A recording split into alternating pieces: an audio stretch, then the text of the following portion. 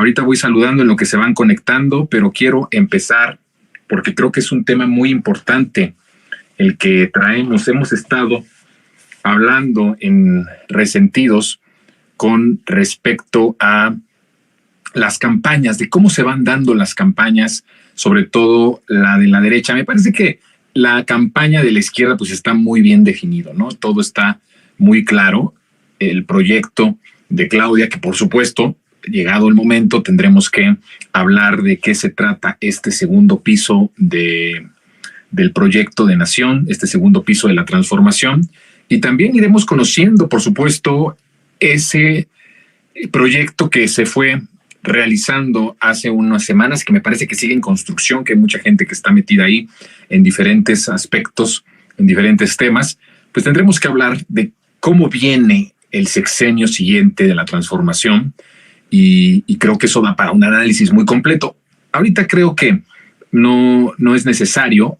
Lo que sí creo que es necesario hablar es qué está pasando en la derecha. Miren, hay una insistencia por parte de Xóchitl al jefe al presidente de su partido, a Marco Cortés, para que justamente Calderón entre a la campaña de manera directa. Y a mí me parece que hay que ver esto en varias señales. Miren, el PAN tiene en estos momentos varias corrientes, por decirlo así.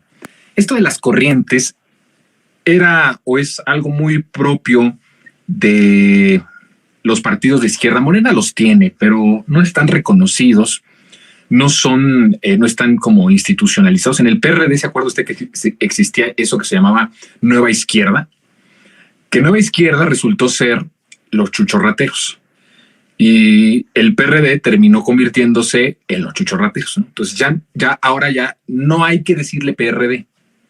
A partir de ahora, si usted se quiere dirigir a la alianza PRI, PAN y PRD, pues no es así. Ya usted tiene que decir PRI, PAN, chuchorrateros. ¿Sí? Entonces, es pedagógico esto. O sea, hay que empezar a hablar las cosas por su nombre. Bueno, los chuchorrateros eran una agrupación al interior del PRD que se llamaba o se denominaba Nueva Izquierda. En el PRD existían otras corrientes que estaban institucionalizadas, que incluso tenían como una aceptación al interior del partido. Y estas, pues, estaban los de Bejarano, estaban los de Mamá Dolores, de Padierna, que ahora ya se fue con Omar, ¿no? Con el exsecretario de Seguridad Pública.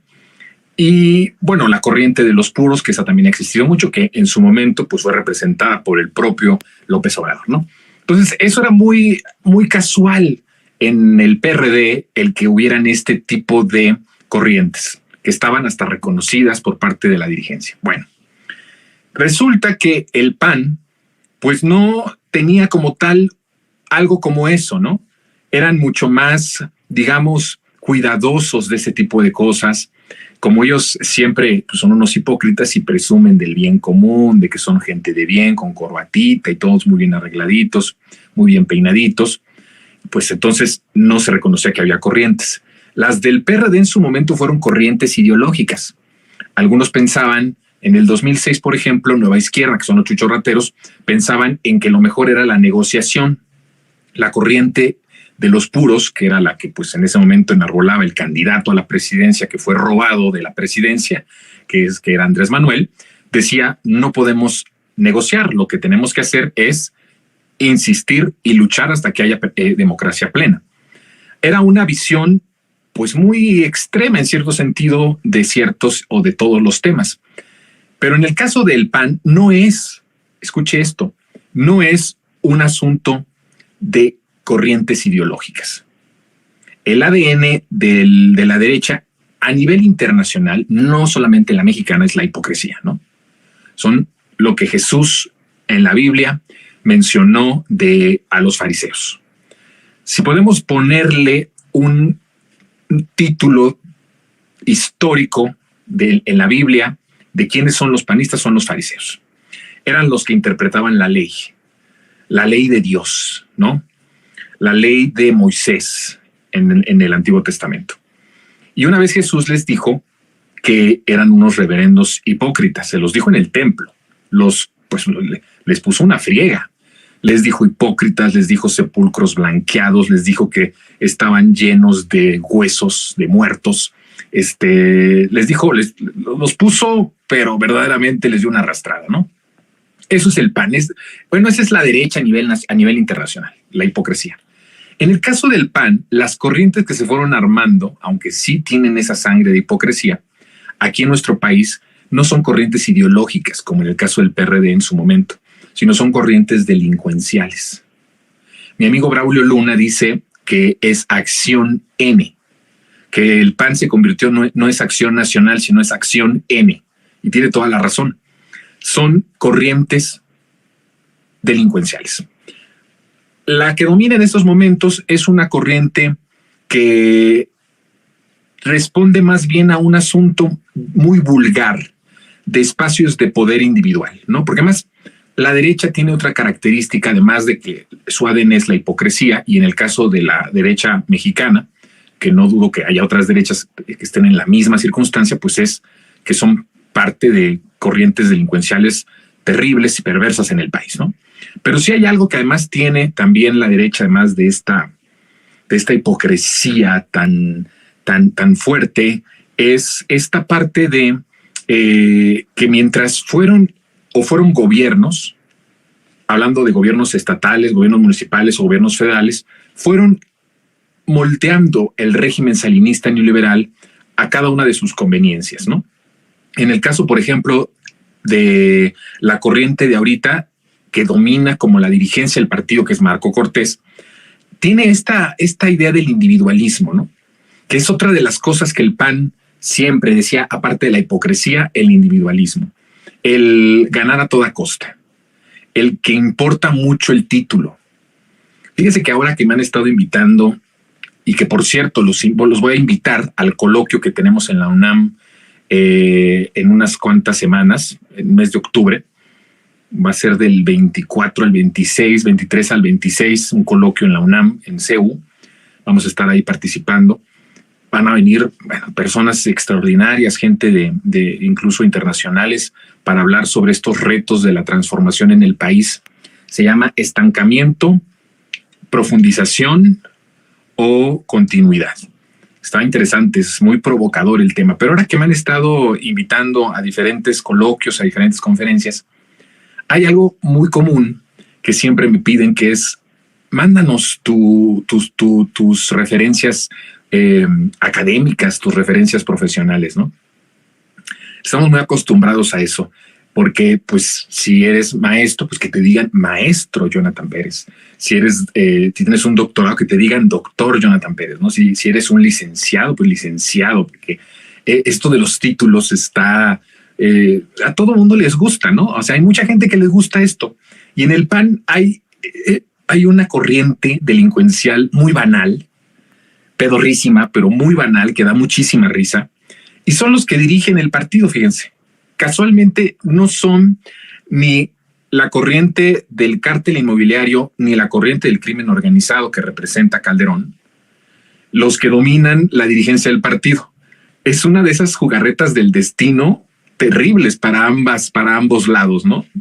Y entonces Marco Cortés representa esta corriente de ser cínico, de ser hasta cierto punto estúpido. Es un bobo este hombre, ¿no? Pero además es tan banal. Lo importante es el individualismo, son el que te llamen, si tienes un doctorado, lo que les decía, que es algo que no me gusta, ¿no? Me dicen, pues, ¿qué eres? Tu periodista. ¿Para qué? Les digo, estudios, y no importa, soy periodista, nada más. Entonces, pero a esta corriente le gustan mucho los títulos, le gusta muchísimo la parte del individualismo, en donde tienes que salir tú, eres tú lo más importante, tú tienes que salir adelante y no importa quién pisotees, no importa quién aplastes, no importa quién arrastres, lo importante eres tú, ¿no? Le gusta eso. Entonces, tenemos a este Marco Cortés que ahí está representado, a esta corriente que también es delincuencial, pero que tiene esa consigna del individualismo, del egoísmo, del aspiracionismo a toda costa. Y entonces tenemos otras corrientes. hay una corriente que se hizo. Todas las corrientes delincuenciales del PAN, fíjese, se armaron porque en algún momento tuvieron el poder en un municipio, en un estado o a nivel federal, ¿no? Y de ahí empezaron a armar ciertos negocios y ciertas maneras de corromper y de beneficiarse de la corrupción. Hay algo que tiene este sistema, este régimen salinista neoliberal, que por lo cual digo que es de los sistemas y de los regímenes más impresionantes en la historia, incluso del mundo, porque tenía una capacidad para que el Estado funcionara en función total de la corrupción. El Estado en algún momento ya no podía o no podía caminar sin la corrupción. ¿Qué fue lo que pasó cuando inició el sexenio y que el presidente lo decía? Él decía, nos está costando trabajo, pero estamos empujando al elefante que tiene reumático, decía él, ¿no? O sea, imagínese a alguien que es reumático, pues a la gente que tiene este problema de salud, pues le cuesta la movilidad, le cuesta trabajo hacer sus actividades, incluso caminar. Y entonces decía él que el elefante reumático, ¿por qué era un elefante reumático? Pues porque estaba la gasolina de ese elefante, el elefante es el Estado, el cuerpo, las instituciones, ¿no? El funcionamiento de las instituciones. La gasolina de estas era la corrupción. Sin el moche de por medio, sin la corrupción de por medio, sin el desvío de por medio, no podía avanzar, no existía. Entonces, por eso costó mucho trabajo y sigue costando trabajo. Entonces, este régimen tiene esa capacidad de que todo el funcionamiento burocrático, institucional, de permisos, de concesiones, de inversiones, todo estaba supeditado a la corrupción. Porque eso significaba que se beneficiaran los empresarios, los traficantes de influencias, el crimen organizado, el poder judicial, los privilegios de la clase política, todos. Entonces, sucede que con todo esto que tenemos de esta corrupción, pues cada uno de los que llegó al poder en el PAN, en cada uno de sus niveles, acopló muy bien el gobierno para beneficiarse. Y hubo algunos que en la Ciudad de México empezaron a entender esto como una forma de hacer un negocio muy jugoso. Empezó con un delegado. Y este delegado empezó a armar una red porque este tipo de acciones requieren una red de complicidad, de beneficiarios y de complicidad, ¿no? Es una estructura. Y entonces empezó a involucrar a él, se fue, ya no es delegado, los que seguían, pues tenían que entrarle al negocio porque se beneficiaban del negocio. Entonces ahí se va armando la red. Y cada uno de los que entraban a esas delegaciones, sobre todo Miguel Hidalgo y Benito Juárez, pues fueron invitando a los suyos también. Entonces ven cómo se va armando toda una red de corrupción que empezó una persona, siempre empieza por una persona, que ve la manera de cómo beneficiarse de la corrupción y ve la manera de cómo desviar recursos y de cómo de beneficiarse a sí mismo. Y entonces empieza a armar esta red. Ahí hay diputados locales, hay líderes locales del PAN, es el cártel inmobiliario, ¿no? Empezó por una persona, pero es a nivel local. Por cierto que en el Estado de México también existe el cártel inmobiliario y se empezó a armar con empresarios, constructores, con, por supuesto, políticos del PRI, políticos del PAN. Bueno, en el caso de lo federal, existió el Felipe Calderón, ¿no? Bueno, existe Felipe Calderón, que también yo les he dicho, llegó Felipe Calderón y ¿qué fue lo que sucedió? Que empieza el negocio del crimen organizado como beneficio personal, ¿verdad? Y esto significó que mete de lleno al crimen organizado como parte del régimen.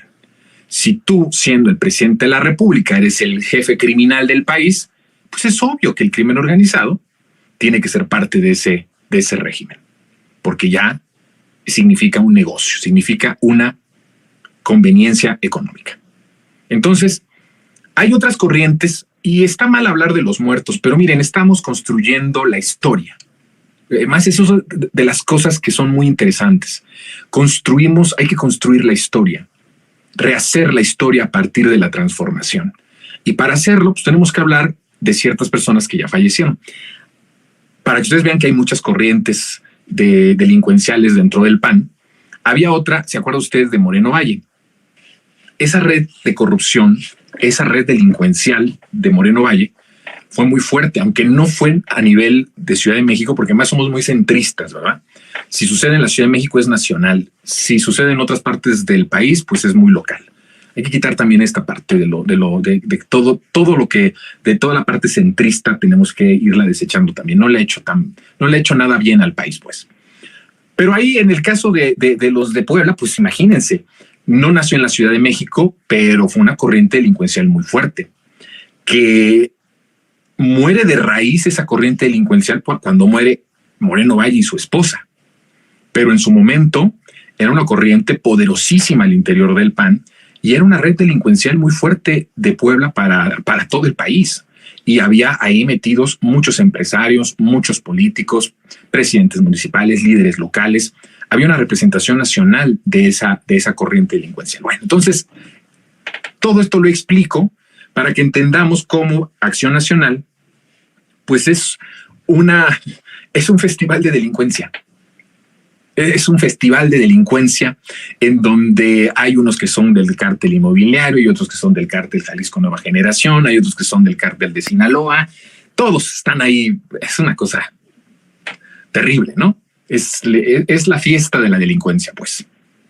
Y entonces, Marco, que no pertenece de lleno ni a una ni a otra de las corrientes delincuenciales, aunque también es parte de la delincuencia, pues ha vetado o vetó a Felipe Calderón. Acuérdense ustedes que desde que Felipe Calderón deja la presidencia de la República, el partido Acción Nacional, evidentemente, porque Calderón le entrega la presidencia al PRI, al interior del partido, esto tiene un peso muy fuerte, ¿no?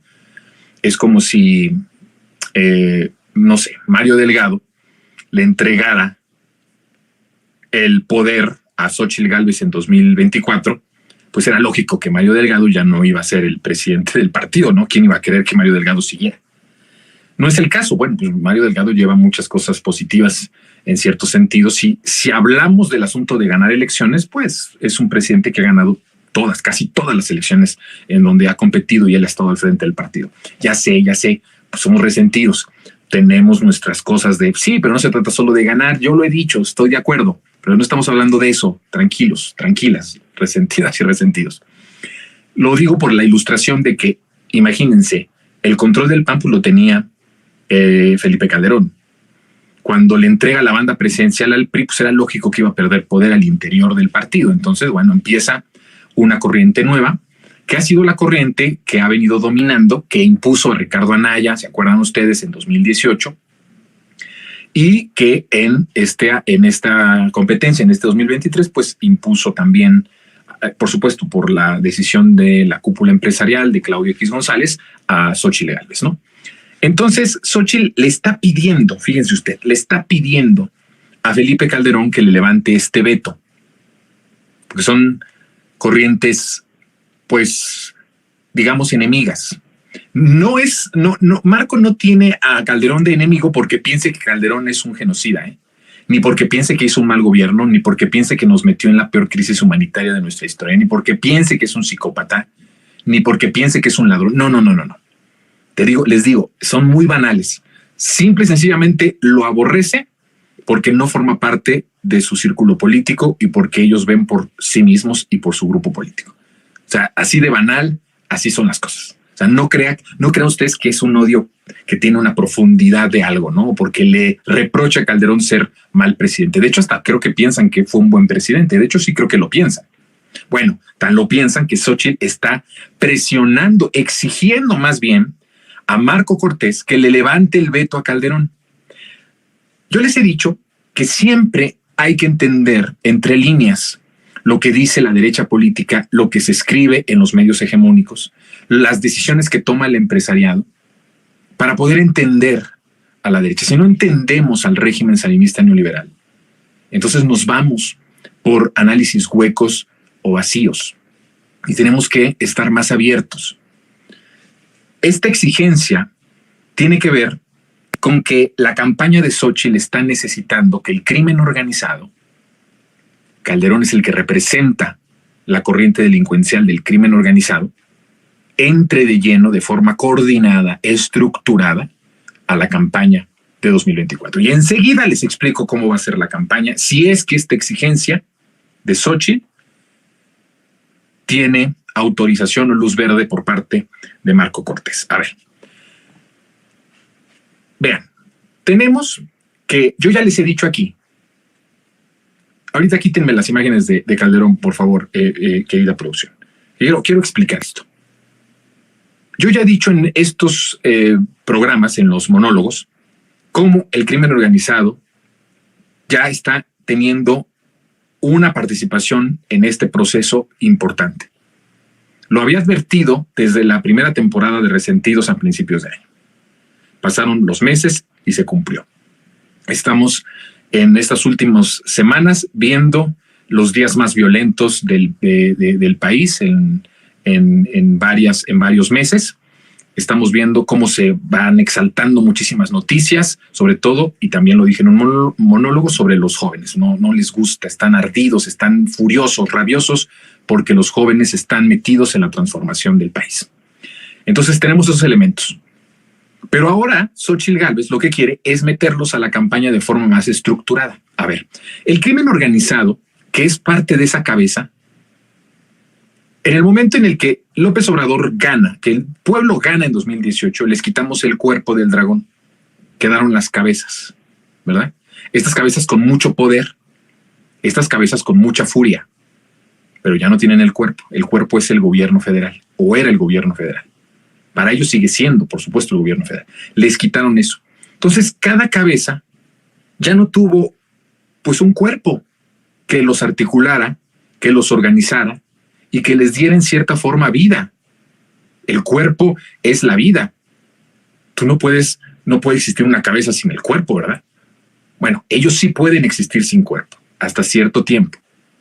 Entonces ese cuerpo, al ya no tener algo que los articule, estas cabezas empezaron a actuar de forma casi individual, algunas veces un poco de acuerdo, pero sí más bien ya en un relajo completo, de forma individual por sus propios intereses. A ver, la oligarquía para que no les acotaran sus privilegios, ¿no? Para que pudieran seguir haciendo negocios, que los quita, empieza con Texcoco y con eso, bueno, parece que se les va la vida, ¿no? Se les va el alma a los empresarios, a la clase empresarial. Y estuvieron golpeteando constantemente. La clase política haciendo lo propio, ¿no? Tal como usted lo ha visto, califíquelo como sea, ahí está la clase política. Los medios de comunicación furiosos, todos, golpistas hasta el tuétano, todos los días inventando, todos los días creando caos, todos los días creando atmósferas narrativas de desestabilización, ¿no? Cada uno reaccionando. El crimen organizado, estos acontecimientos violentos que estamos viendo, los ha hecho el crimen organizado para pedirle al gobierno federal, imagínense ustedes, 5 años han pasado y ellos están exigiendo y están presionando por un pacto. El pacto que había con Calderón, el pacto que hubo con Peña Nieto, lo querían repetir con Andrés Manuel. 5 años y siguen presionando al gobierno para que haya pacto. Porque ese pacto les beneficia, porque ese pacto hace que puedan transportar más rápido la droga, que puedan sembrar más, que puedan hasta hacer la droga sintética de forma más tranquila. Imagínense que los campos de los laboratorios clandestinos son laboratorios que en mucho sentido, por la maquinaria que se tenía y por todo lo que se utilizaba, pues era lógico que tuviera muchos años y nunca lo vio la Sedena de Peña Nieto. Nunca los vio el Ejército y la Federal de Calderón. Tuvo que venir López Obrador para desmantelar de forma histórica la cifra de estos laboratorios clandestinos de droga sintética. No hay pacto, se rompió el pacto. Entonces, estos acontecimientos propios de una coyuntura electoral vienen a presionar al presidente para decirle, estamos en transición, pacta. Todo este tiempo, desde que inició el sexenio de López Obrador hasta este 5º año, todas las acciones del crimen organizado han tenido una consigna, pacta con nosotros. Y López Obrador ha dicho, no. Nos va a costar más trabajo sin pacto. Pero a la par, pactos con complicidad. Si no hay pacto y logramos apaciguar, esa es la verdadera pacificación que estamos queriendo. Eso fue lo que el presidente ha planteado. Nos está costando trabajo, pero cuando lo logremos va a haber paz verdadera, no una paz pactada. La paz pactada no es paz. Escuchen esto, la paz pactada no es paz. Si no se solucionan las causas, si no se apacigua desde abajo, si no se soluciona toda la desigualdad, toda la pobreza, toda la deuda histórica con jóvenes, con las personas, con el México profundo, no vamos a obtener paz ni justicia.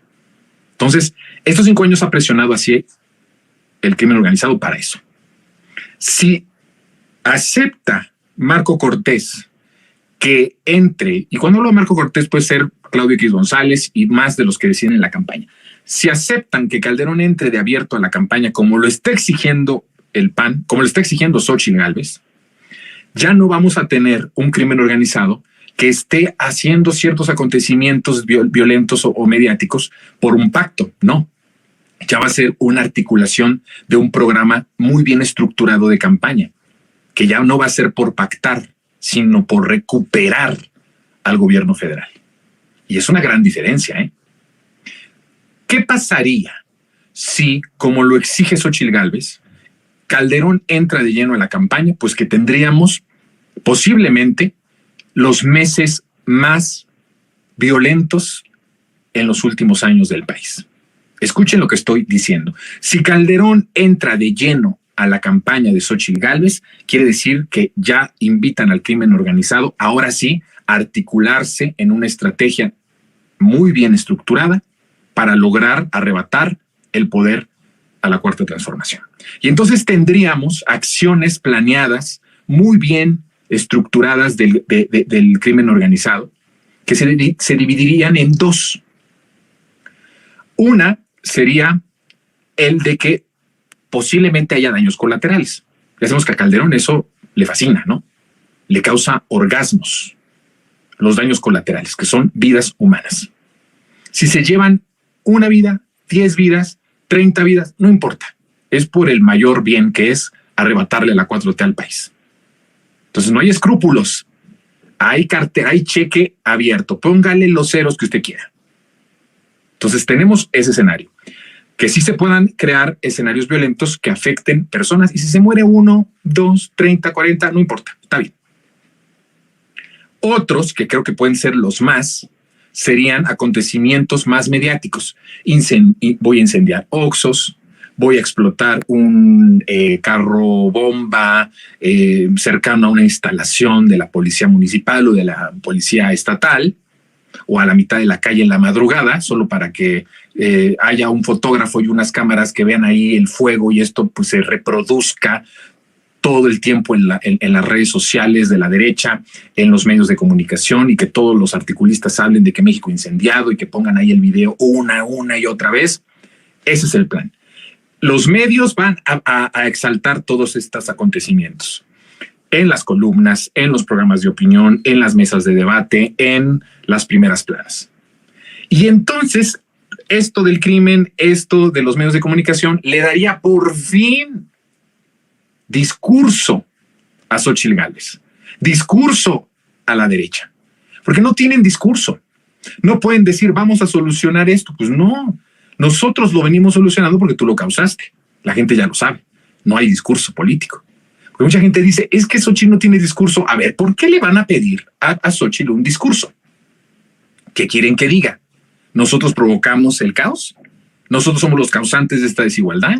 ¿Nosotros somos causantes de esta crisis humanitaria? Pues ese es el discurso que podrían tener. ¿Usted cree que lo van a tener? No, no lo van a tener. Están limitados en el discurso.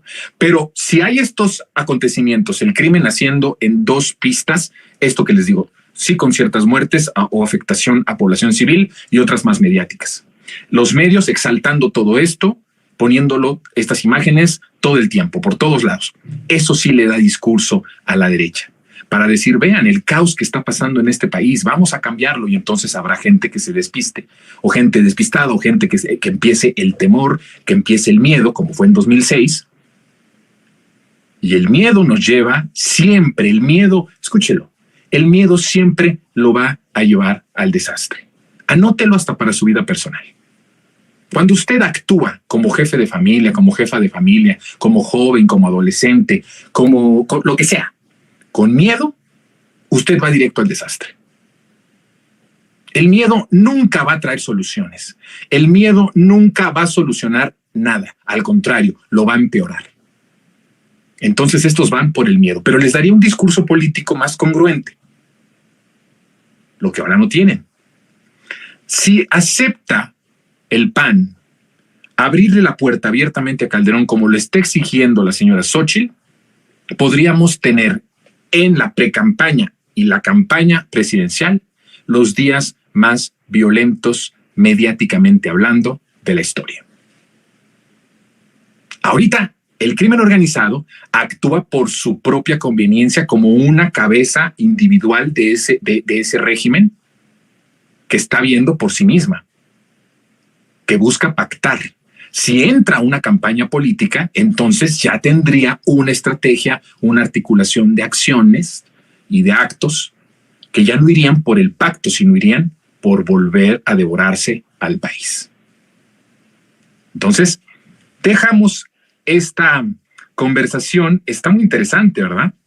Son momentos muy fuertes. Hay que leer entre líneas, queridas resentidas y resentidos.